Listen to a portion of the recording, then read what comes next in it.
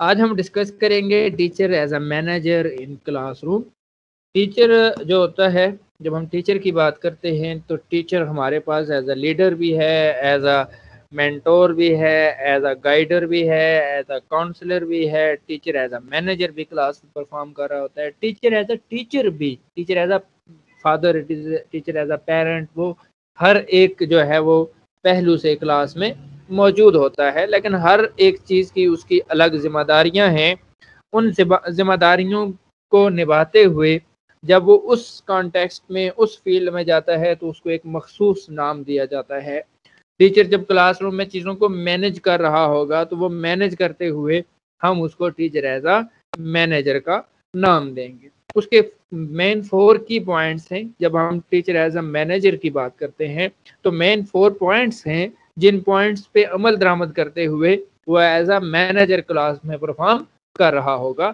تو سب سے پہلا جو ہے وہ ہے planning the process of teaching. کرنا کیا ہے کہ اس نے پروسیس آف ٹیچنگ کو پلان کرنا ہے، اس کے آبجیکٹیوز کو ڈیفائن کرنا ہے. اس نے دیکھنا ہے کہ یہ آبجیکٹیوز ہیں، ان کو لے کے فردر میں نے اپنا پروسیس جو ہے وہ گو تھرو کرنا ہے. پلان دا کریکولم کو پلان کرے گا، پھر سیکوینس دا کریکولم، ترتیب دے گا اس کو، اس کا ایک سیکوینس بنائے گا. اس کے بعد ایویئرز کے بارے میں سوچے گا کہ بھئی کون کون سے ایویئرز میں نے یوز کرنے ہیں، کون کون سے ایویئرز کو لے کے میں نے آگے چلنا ہے.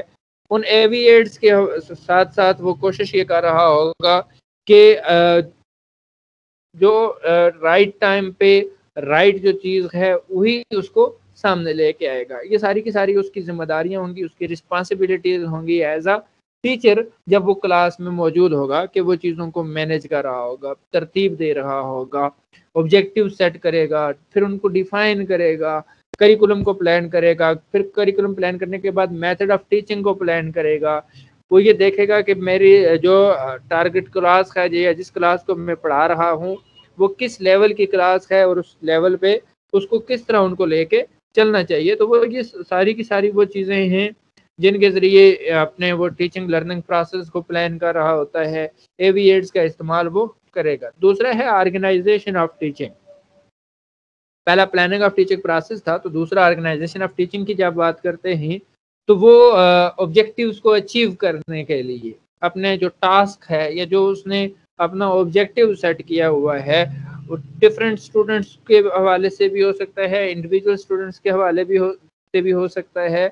اس کو یہ چیز دیکھنی ہے کہ آیا وہ جو چیز اب پڑھانے جا رہا ہے، جو کریکولم پلان اس نے کیا ہوا تھا، وہ پڑھانے کے لیے اس کو اپنی ٹیچنگ لرننگ پروسیس کی کچھ کنڈیشن سیٹ کرنی پڑیں گی. وہ کنڈیشن سیٹ کر کے ہر ایک کنڈیشنز کے ڈفرینٹ آبجیکٹیوز ہوں گے، اور ان آبجیکٹیوز کو اچیو کرنے کے لیے وہ ڈفرینٹ پیراز سے یا ڈفرینٹ پیرائز سے وہ یہ کوشش کر رہا ہوگا کہ ان کو آگے لے کے چلے.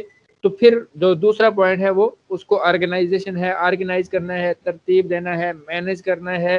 جو ٹیچنگ کا پروسیس ہے اس کو گو تھرو کرنے کے لیے جتنی بھی جو کنڈیشنز ہیں ان کو وہ فالو کر رہا ہوگا. پھر ہے ٹیچنگ اسٹوڈنٹ.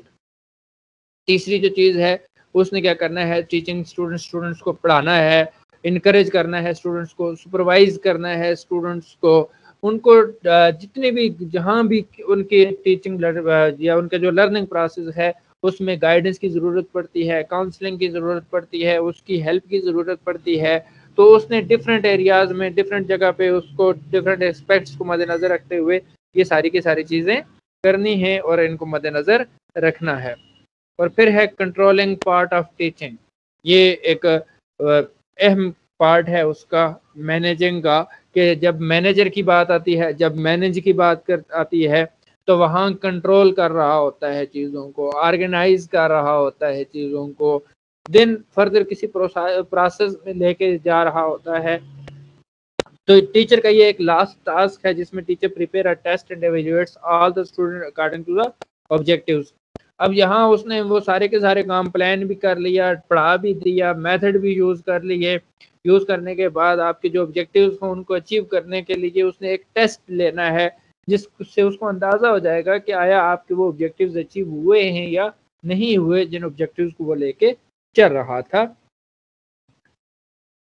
جب پلاننگ کی بات کی تو اس نے کیا کیا، ٹیچرز نے ऑब्जेक्टिव्स डिफाइन किए, फिर करिकुलम को प्लान किया, मेथड को प्लान किया, कौन सा मेथड यूज़ किया, टीचिंग एड्स कौन से यूज़ करेगा, ये सारी की सारी चीज़ें जो हैं वो मद्देनज़र रखेगा, मद्देनज़र रखते हुए वो आगे लेके चलेगा। इसके साथ साथ फिर ऑर्गेनाइजेशन ऑफ टीचिंग है, ऑर्गेनाइज करना है, लर्निंग कंडीशंस को देखना है, फिर लर्निंग एबिलिटीज़ को डेवलप करना है, ऑब्जेक्टिव्स को अचीव करना है, जो भी ऑब्जेक्टिव्स उसने सेट किए होंगे, फिर स्टूडेंट्स को पढ़ाना है, उनको इनकरेज करना है, उनको गाइड करना है, सुपरवाइज करना है, उनकी काउंसलिंग करनी है।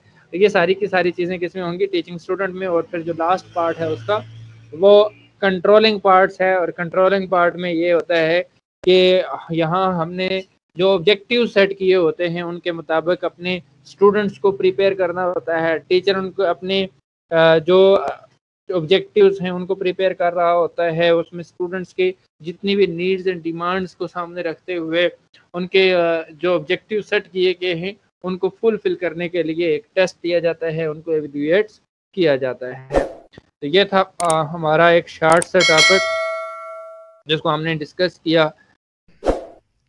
जी नाज़रीन, उम्मीद करते हैं आपको आज की ये वीडियो पसंद आई होगी। अगर आपको आज की ये वीडियो पसंद आई है तो हमारे चैनल कमर इकबाल अवान को सब्सक्राइब करें, लाइक करें, शेयर करें और कमेंट्स ज़रूर करें। अपना भी ख्याल रखेंगे और मेरे चैनल का भी। मिलते हैं नेक्स्ट वीडियो में, तब तक के लिए अल्लाह नगहबान।